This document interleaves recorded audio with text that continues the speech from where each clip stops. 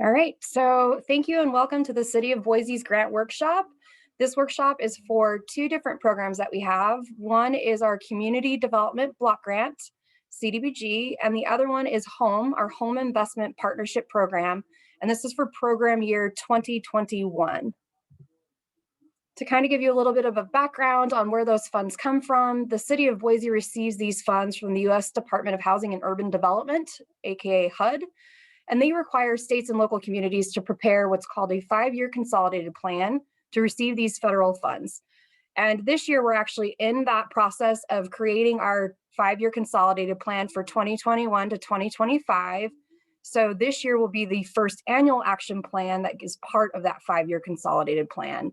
And we'll have Nikki will drop in the link to where that 5-year plan and the annual action plan will live. So that way you can see the city's priorities of the needs we have in our community. The consolidated plan is kind of designed to help states and local jurisdictions to assess our affordable housing and community development needs, what our market conditions are, to help us make data-driven and place-based investment decisions. So it's really important that we go through this process. The consolidated plan is then carried out through the annual action plan. And so we do one annual action plan each year over that 5-year plan. These provide a concise summary of the actions and activities and the specific federal and non-federal resources that we will use each year to address our priority needs and specific goals identified in our 5-year plan. So this year we're projecting some of our federal resources. You can see we've got about a little over 900,000 available in CDBG. We've got under 800,000 in HOME. And then we also have 367,000 for administrative needs. And then that 215,000 piece of the pie is that 15% of our CDBG for public services. And so this workshop's really going to focus on the CDBG and the HOME funding that we have available. So what is HOME?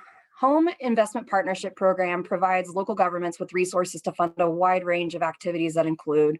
And the way that I try to explain HOME in a very simple way is HOME gets people into housing, whether that's through home ownership opportunities, rental assistance, rental opportunities, multifamily housing construction, et cetera. We've got home purchase financing assistance for eligible homeowners, building for rental or ownership, site acquisition and site improvements, and then CDBG can also help with demolition or dilapidated housing. And then we also have tenant-based rental assistance. CDBG is a very flexible program that provides our community with resources to address a wide range of unique community development needs. And some of those needs that we're talking about in this workshop are really acquisition of real property, relocation and demolition, rehab of residential and non-residential structures, construction of public facilities, as well as water and sewer facilities, neighborhood centers, conversion of school buildings and eligible purposes, and also renewable energy resources. The one thing CDBG cannot do is actually build housing. And so it's really, with the two different programs, HOME, you can build housing, CDBG, you cannot. Some of the requirements for this grant application, you must submit it to Zoom Grants by April 30th. So that's just a couple weeks out. You must serve individuals earning 0 to 80% of area median income. Those individuals must live within City of Boise municipal boundaries. And then you must comply with all applicable local and federal regulations. There are a couple of unique ones that apply directly to the HOME funds. We have what's called URA, Uniform Relocation Act. So if you decided that you wanted to purchase a building and demo it and build new, if anybody is living in that property, this federal cross-cutting regulation would be triggered. And there are some requirements for that. We have a compliance toolkit, and I'll plop that link into there so you can kind of see how URA is processed. There's also Davis-Bacon, which is for prevailing wage payroll. And that is only triggered if 12 or more units are home funded in a multifamily construction project. Then we also have ADA as well as fair housing. And then you must be ready to start no later than 1 year after award. This is really important for these funds, for these specific projects. We need shovel-ready projects when you're applying for CDBG or HOME, when you're talking about acquisition rehab, home ownership opportunities, or multifamily construction. As well, CDBG and home have compliance. You must comply with 2 CFR 200. We've created kind of a cheat sheet for executive directors, board of directors, and developers to understand what financial management and controls you must have in place, things of procurement policies, conflict of interest, etc. You also must comply with fair housing, ADA Section 504, lead-based paint, housing quality standards, Part 5 income, and have policies and procedures. Again, we have a toolkit to help guide you through all of those different compliance pieces to make it easier to understand what you're required to have in place. So the home CDBG application review, we're really looking at what is the capacity of your development or property management team. Do you have too many projects that you're working on? Will you be able to meet the deadline and getting that project ready in a year? Do you have existing financial commitments? Are you scope ready? Can you comply with federal regulations? And do you have projects that can leverage other resources in the community? And projects that will bring new housing opportunities to income eligible households and meet the city of Boise's priority needs. So the next step, funding recommendations after the application closes will be included in the draft program year 2021 annual action plan. And that public review period will begin on or around June 15th and it will be open for about 30 days for comment. Next, do we have any questions?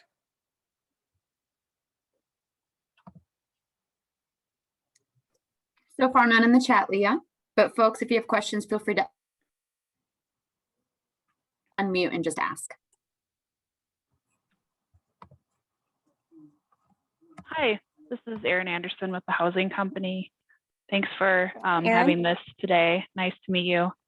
Nice to meet you. Was wondering, in the compliance toolkit, do you have a form of URA compliance that needs to be attached to the purchase agreement that you're specifically requiring, or do we create our own form of that, just making sure to meet the federal guidelines? Yeah, so we have guidance around how URA applies and what you would need. And we've been working with our legal team to kind of create that checklist and what that form would look like. And so we do have an example right now that we can send to you. It's not in the compliance toolkit yet because they're still tweaking out the fine details of it. Okay, yeah, I would definitely love to see that. Okay. If I could just maybe send you my email address, or if you want to send it to me, I can email you about that. Yeah, I just put my email in the chat, and I'd be happy to share that. URA is very complicated, and the pieces and the process that you have to go through can be cumbersome. So we've been working on trying to get a better guide for developers for URA. Do you also have an environmental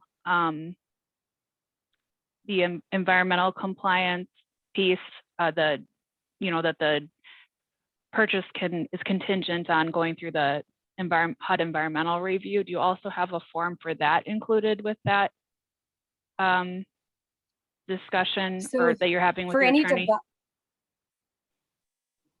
So any development that we do, we actually control the environmental review. So we, the city, do those ERs for developers. We can send you what all of those criteria are if you'd like that as well.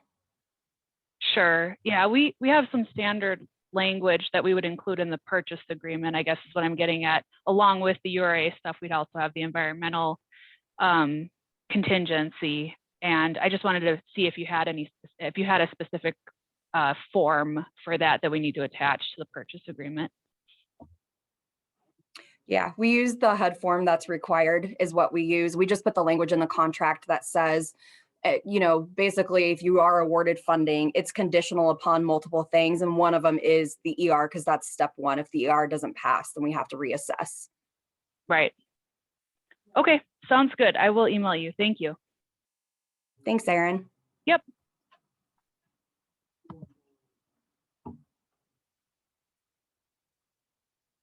Do we have anyone with any other questions?